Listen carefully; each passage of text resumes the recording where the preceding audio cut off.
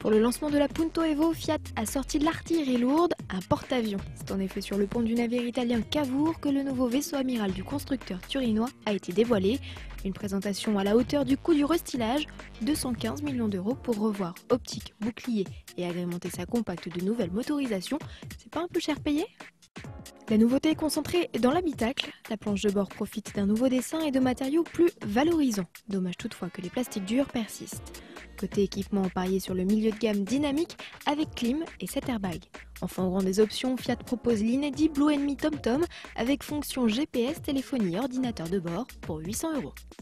Les blocs de 65 et 77 chevaux reprennent du service aux côtés de deux nouvelles motorisations essence. Le petit bloc, suffisant pour la ville, se montre toutefois à la peine sur route. Au chapitre agrément de conduite, pas de changement, la Punto Evo a conservé les défauts de son aîné, elle manque de dynamisme et le train avant paresseux demeure imprécis en courbe. La Fiat Punto Evo est toujours proposée en 3 ou en 5 portes. L'habitabilité est identique à celle de la Grande Punto. L'espace offert est correct tant au niveau de la tête, des coudes ou des genoux.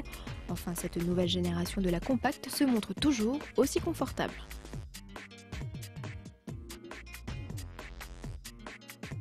Le coffre de la Punto Evo n'évolue pas non plus. Une fois ouvert, le haillon dégage un volume légèrement supérieur à la moyenne de la catégorie, mais en deçà de stars comme la nouvelle Citroën C3 ou la Volkswagen Polo. Autre grief, de série, la Punto Evo ne dispose pas de banquette fractionnable, il faut opter pour la finition intermédiaire pour en profiter. La Fiat Punto Evo se veut plus qu'un simple restylage. Hormis le look et les moteurs, Fiat est pourtant resté sur ses acquis. Le constructeur n'a pas tellement cherché à améliorer le comportement de sa berline. Dommage. Reste à la Punto Evo son équipement fourni et ses tarifs attractifs. Bonne nouvelle, ils n'ont pas bougé.